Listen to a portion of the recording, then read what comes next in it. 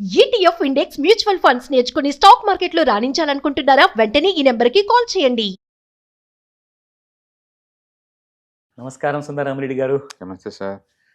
Very importantly మళ్ళొకసారి ఈ విషయం అడగాల్సిన చాలా అవసరం ఉంది. ఎందుకంటే ఇయర్ ఎండ్లో ఉన్నాం. అవును. So top performing sectoral funds ఏవైతే ఉన్నాయో కోర్స్ చాలా ఉన్నాయి, మోర్ దెన్ 10-15 ఉన్నాయి. కానీ అందులో మోస్ట్ టాప్ 5 పర్ఫార్మెన్స్ అంటే ఇప్పటి వరకు ఎవరు తప్పుడు సెక్టర్లో పెట్టుబడి పెట్టారు, ఎవరు రైట్ సెక్టర్లో పెట్టారు అన్నది వాళ్ళ హోంవర్క్తో తెలిసిపోతుంది. అవును. సో ఆ టాప్ పర్ఫార్మింగ్ సెక్టోరల్ ఫండ్స్లో మీరు ఉన్నారా లేదా అన్నది ప్రశ్న.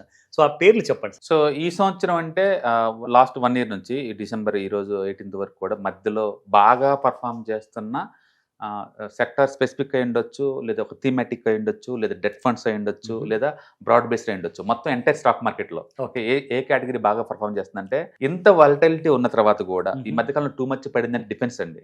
ఒక పాయింట్ ఆఫ్ టైంలో 20% డౌన్ అయింది. స్టిల్ దట్ ఈస్ నెంబర్ 1 అండి ఈ సంవత్సరం, 47%. సో ఈ సంవత్సరం రారాజు సెక్టార్ మొత్తంలో రారాజు సెక్టార్ అంటే డిఫెన్స్ అండి.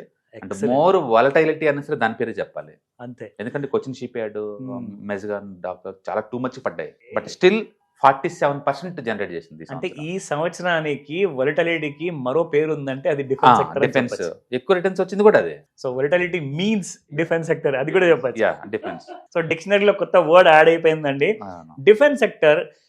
ఇది టాప్ అయిపోయిందండి. దీని తర్వాత ఫార్మ్ అండ్ హెల్త్ కేర్ అండి, and 37%. Pharma and health care and even ఫ్యూచర్లో కూడా next 10 years it's going to rock అండి. ఎందుకంటే operational profit margins too much పెరుగుతుంది ఈ సెక్టర్ లో.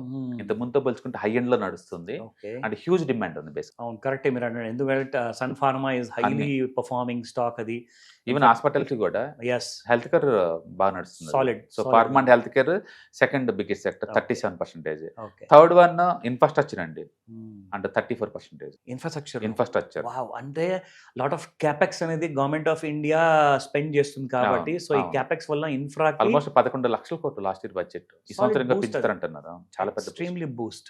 సో అది third performer.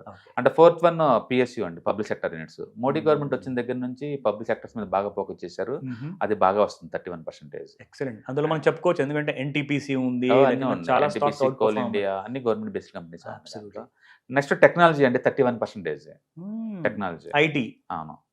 Next innovation funds 31%. Innovation funds అంటే కొంచెం డీటెయిల్ ఇవ్వండి. ఇన్నోవేషన్ లో అంటే కొత్త అండి, అది నాట్ ఓన్లీ టెక్నాలజీ, అది పవర్ సెక్టర్ అయి ఉండొచ్చు, ఎలక్ట్రికల్ వెహికల్స్ కావచ్చు, ఐటీ కావచ్చు, ఆర్టిఫిషియల్ ఇంటెలిజెన్స్ కావచ్చు, అంటే షిప్ మ్యానుఫ్యాక్చరింగ్ కావచ్చు, గ్రీన్ ఎనర్జీలో చాలా ఉంటాయి.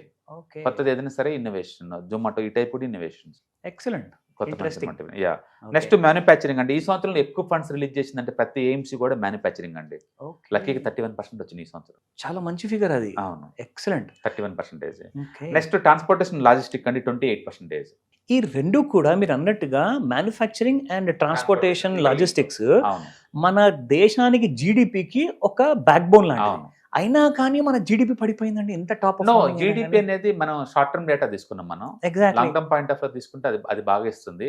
రెండోది, ఈ మ్యానుఫ్యాక్చరింగ్ ఎక్కువ అవుతున్నా సరే ఎందుకు జీడిపి డౌన్ అయిందంటే, ఇప్పుడు ఈ లాజిస్టిక్ సెక్టర్స్ లో ఇప్పుడు టోల్ గేట్స్ మొత్తం ఎత్తేసుకొని మొత్తం ఫాస్ట్ ట్రాక్ చేసిన తర్వాత ఎఫిషియన్సీ బాగా పెరిగింది. పెరగటం వల్ల వాటి లాభాలు బాగా పెరిగిపోయినాయి అవి. And more over stock market readymade ఇప్పుడు కోసం పనిచేయదు, ఫ్యూచర్ ఎక్స్పెక్టేషన్ తోనే పనిచేస్తా ఉంటుంది. నెక్స్ట్ 10 years అట్లా ఇది అవుతుంది అనమాట. నెక్స్ట్ బిజినెస్ సైకిల్ అండి, థీమ్ 27%. అంటే power and energy 25%, service industry 24%, అంటే క్వాంట్ ఫండ్స్ 24%, కన్జంప్షన్ 22%. ఇండియా అంటే మీన్స్ కన్జంప్షన్, కరెక్ట్. బట్ అన్నిటికన్నా ఇది వరస్ట్ గా 22 వస్తుంది. మరి కన్జంప్షన్ అంటే అందులో ఎఫ్ఎంసీజీ స్టాక్స్ వస్తాయి, అన్ని టోటల్ కన్జంప్షన్. మార్నింగ్ నుంచి ఈవినింగ్ దాకా మనం ఏమేమి కన్జ్యూమ్ చేస్తామో అవన్నీ ఇస్తారు లిస్ట్ దీంట్లో. ఒక షాకింగ్ విషయం చెప్పనా, నిన్న ఫ్రైడే రోజున మార్కెట్ రివర్సల్ లో పెరిగినప్పుడు టాప్ గెయినర్ అంటే సెక్టోరల్ పర్ఫార్మెన్స్ లో ఎఫ్ఎంసీజీ అదే ఉంటుంది. అవును, ఎందుకంటే బాగా పడింది కాబట్టి, వేరే రీజన్. మీరు అన్నట్టుగా బాగా డ్రాప్ అయింది, సో రికవరీ మోడ్ లో ఉంది. చాలా ఇంపార్టెంట్, రైట్. నెక్స్ట్ ఈఎస్జీ అండి, ఎన్విరాన్మెంటల్ సోషల్ గవర్నెన్స్ ఇష్యూ లేకుండా 22%, అండ్ బ్యాంకింగ్ ఫైనాన్స్ వరస్ట్ 17%. ఇంకా వరస్ట్ అంటే ఎంఎన్సీ అండి 16%. అంటే సెక్టోరల్ ఫండ్ లో వరస్ట్ అంటే ఎంఎన్సీ అండి, మల్టీనేషనల్ కార్పొరేషన్. అవును, మనం ఎంఎన్సీ అంటే మంచి కంపెనీలు అనుకుంటాం కదా. గ్లాక్సో ఉంది, నెస్లే ఉంది, పెద్ద multinational companies. But underperformer 16%. Oh God, pathetic. అవును. Next banking and finance, banking finance ఇచ్చింది 17. కానీ ఈ సెక్టర్ రికమెండేషన్ చేస్తాను నేను పొరపాటును కూడా చేయను. ఎందుకంటే మన ఫేవరెట్ అన్న స్మాల్ క్యాప్ మిడ్ క్యాప్ అది ఉంది చూసావా, 32% వచ్చింది ఈ సంవత్సరం. అంటే టాప్ మూడింటిని తీసేస్తే అది కూడా టాప్ లోనే ఉంది. కరెక్టే కదా. వీటిలో మన లక్ ఈ డిఫెన్స్ ఈ సంవత్సరం నెక్స్ట్ ఇయర్ ఉండకపోవచ్చు, కరెక్ట్. ఇన్ఫ్రాస్ట్రక్చర్ ఈ సంవత్సరం నెక్స్ట్ ఇయర్ ఉండకపోవచ్చు. Very true. But small mid నిరంతరం ఛాలెంజ్ చేస్తుంది. అది ఎవర్ గ్రీన్ అయిపోయింది. అవును, అది ఎవరిగ్రీన్ ఉంటాయి. అందుకని సెక్టర్ స్పెసిఫిక్ రికమెండ్ చేస్తాం అంటే చేయను, ఎందుకంటే హ్యూజ్ రిస్క్ ఉంది దీంట్లో. ఓకే, ఇందులో హ్యూజ్ రిస్క్ ఉంది. ఇన్హౌ నెంబర్ 1 అంటే ఈ సంవత్సరం డిఫెన్స్, నెంబర్ 2 అంటే ఫార్మా, నెంబర్ 3 అంటే ఇన్ఫ్రాస్ట్రక్చర్ అండి, number 4 small cap, number 5 mid cap.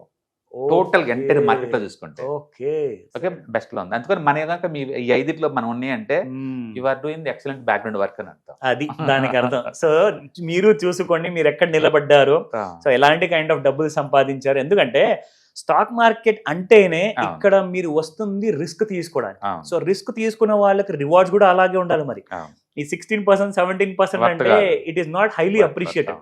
So definite గా good information sir. Next debt funds అండి. ఈ కేటగిరీలో సర్ప్రైజింగ్ ఈ సంవత్సరం ఏంటంటే డెట్ ఫండ్స్ కూడా ట్రెడిషనల్ దానికంటే ఎక్కువ వచ్చినాయి. మామూలుగా డెట్ ఫండ్స్ అనగానే బ్యాంక్ డిపాజిట్స్ అంత వస్తాయి అనుకుంటాం, కానీ ఇక్కడ లాంగ్ డ్యూరేషన్ ఫండ్స్ ఈ సంవత్సరం 11.6% వచ్చింది డెట్ ఫండ్స్. అసలు నిజంగా ఎఫ్డీలో పెట్టినా రావు. అంటే guilt funds 10 years duration the 9.9%. Yeah, dynamic bond 9%, short term and mid term fund 8%, medium term, floating, credit risk అన్ని కూడా యావరేజ్ మీద 9% దాకా వచ్చినాయి. దట్స్ టూ గుడ్ అండి. నిజంగా ఈసారి డెట్ ఫండ్స్ హావ్ బీన్ పార్ ఎక్సలెన్స్. అవును, వరస్ట్ అంటే ఓవర్ నైట్ ఫండ్ అంటే 6.6, ఇది నార్మల్. అది ఎందుకంటే ఓవర్ నైట్ కాబట్టి ఎప్పుడు తెస్తావు డబ్బులు మనకి తెలియదు కాబట్టి ఇది వస్తుంది. Actual over night meant for to challenge దీని సేవింగ్ అకౌంట్స్ అనమాట. ఇది సేవింగ్ అకౌంట్ ఛాలెంజ్ చేయవచ్చు, but still 6.6 is too good. So ఇది డెట్ ఫండ్స్ లో. And next hybrid. ఎక్కువ మంది ఏంటంటే డెట్ అంటే మరి తక్కువ వస్తుంది కాబట్టి హైబ్రిడ్ లో పెడతారండి. ఈ హైబ్రిడ్ లో పెడితే అగ్రెసివ్ హైబ్రిడ్ వాళ్ళకి ఆల్మోస్ట్ 20% వచ్చింది. అంటే అగ్రెసివ్ హైబ్రిడ్ అంటే 80-20 లాగా ఉంటుందా? అవును, 75% ఏమో ఈక్విటీ, 25 మాత్రం డెట్ లో పెట్టాలి కంపల్సరీగా. అటు ఇటు 10% యావరేజ్ చేస్తుంటారు అనమాట. సో 20% దాకా వచ్చింది. అంటే బ్యాలెన్స్డ్ 50-50, 50% వచ్చింది. దానికి అర్థమే balance. But still good, right? Good, still good. అంటే మల్టీ అసెట్ అలొకేషన్ అండి 17% వచ్చింది. బట్ మల్టీ అసెట్ అన్నా కానీ కొంచెం ఎక్కువ రావాల్సింది, తక్కువ ఉంది. అంటే నెక్స్ట్ సిల్వర్ అండి 26% సిల్వర్. అంటే గోల్డ్ 22, బట్ గట్టిగా ఇచ్చిన ఈ సంవత్సరం. అవునండి. అంటే 25 ఏం రావని అర్థం పెద్దగా, అది 25 లో పెద్ద రావని అర్థం. బట్ స్టిల్ గుడ్ మిగతా చాలా వాటితో పోల్చుకుంటే. అవునండి. ఇప్పుడు ఇదే యాక్టివ్ డైవర్సిఫైడ్ ఫండ్ మామూలుగా మనం బ్రాడ్ బేస్ అనుకున్నాం అనుకోండి, మిడ్ క్యాప్ 32% అండి, అంటే స్మాల్ క్యాప్ 31, బ్యాంగ్ ఆన్. అంటే కాంట్రా 28 వాల్యూ ఫండ్స్ అనమాట. And next multi cap 27, and value funds 25, flexi cap 24, ELSS 24. Worst ఈ కేటగిరీ అంటే లార్జ్ క్యాప్ అండి 19. ఓ గాడ్, సో సాడ్. యా, 19 అంటే ఆల్మోస్ట్ మిడ్ స్మాల్ తో పోల్చుకుంటే బాటంలో ఉంది ఇది. ఇందాక మనం అనుకున్నట్టుగా పేరుకే పెద్ద పులి. అవును, రిటర్న్స్ తక్కువ ఉన్నాయి. ఎక్సలెంట్. సో అదే ఇండివిజువల్ గా ఒక ఎన్ని ETF, index funds and mutual fund individual వెళ్ళామనుకోండి, ఇండియాలో ఈ సంవత్సరం నెంబర్ 1 అంటే మిరాయ్ అసెట్ వాళ్ళది ఫాంగ్ స్టాక్స్ ఈటీఎఫ్ అండి. ఫాంగ్ ఈటీఎఫ్ ఎంత అంటే 84% అండి, the best and number 1 category ETF. అది కూడా ఎగ్జార్బిటెంట్ రిటర్న్స్, 84% అంది ఈ వాలటిలిటీ టైంలో. నెక్స్ట్ మిరాయ్ అసెట్ వాళ్ళది S&P టాప్ 50 ఈటీఎఫ్, అది 66%. Again America. అంటే ఈ సంవత్సరం నెంబర్ 1 లో నిలబడ్డే అమెరికన్ ఈటీఎఫ్స్. ఓకే, రెండు కూడా. And third one Motilal Oswal mid cap, అది ఆల్మోస్ట్ 58%. ఇక అన్ని నడుస్తున్నాయి ఇండివిజువల్ పోవాలంటే. ఇండివిజువల్ తక్కువ అంటే 42 దా బాగా ఇచ్చినాయండి, ఎక్కువ అంటే ఈ 3. ఏది మిరాయ్ అసెట్ వాళ్ళది ఫాంగ్ స్టాక్ ఈటీఎఫ్ నెంబర్ 1, నెంబర్ 2 వచ్చేసరికి S&P top 500 50 ETF, and next Mirai asset LIC వాళ్ళది మ్యూచువల్ ఫండ్ ఇన్ఫ్రా. ఈ 1 by 1 ఉన్నాయి ఇండియా అయితే ఇంకా. అంటే 58, 52, 50 బాగా వచ్చింది. అంటే ఎంత వలటిలిటీలు కూడా మార్కెట్ లో 50% సంపాదించుకోవచ్చు అని ప్రూవ్ చేసిన ఈటీఎఫ్స్ ఇవన్నీ కూడా, మ్యూచువల్ ఫండ్స్ అండ్ ఈటీఎఫ్స్. చూసారా, ఎవరైతే నమ్మరో తెలుసుకోండి, ఇది నిజం. ఇది 100% ఫ్యాక్ట్. ఇది ఒక ఓపెన్ సీక్రెట్. మీరు గూగుల్లో వెళ్ళి వెతికినా ఈ నిజాన్ని మీరు వీక్షించి నిజంగా దీని గురించి హోంవర్క్ చేయండి. ఎందుకంటే మీరు కష్టపడి సంపాదించిన ప్రతి రూపాయికి కనీసం ఒక 10 రూపాయలను రావాలి అని చెప్పి ప్రయత్నంతో చేయండి అని చెప్తాను. It's not a recommendation. Thank you very much sir. Thank you so much. Hi, stock market లో వాలటిలిటీకి దూరంగా ఉంటున్నారా? పోర్ట్ఫోలియోస్ అన్ని కూడా రెడ్ లో ఉండి బ్లీడ్ అవుతున్నాయా? అంటే స్టాక్ మార్కెట్ లో ఉండి సస్టైనబిలిటీ ఉన్న బిజినెస్ మోడల్ లాగా, లేదా స్టాక్ మార్కెట్ లాంగ్ టర్మ్ లో మంచి వెల్త్ క్రియేట్ చేసుకునే లాగా ప్లానింగ్స్ ఏమైనా ఉన్నాయా?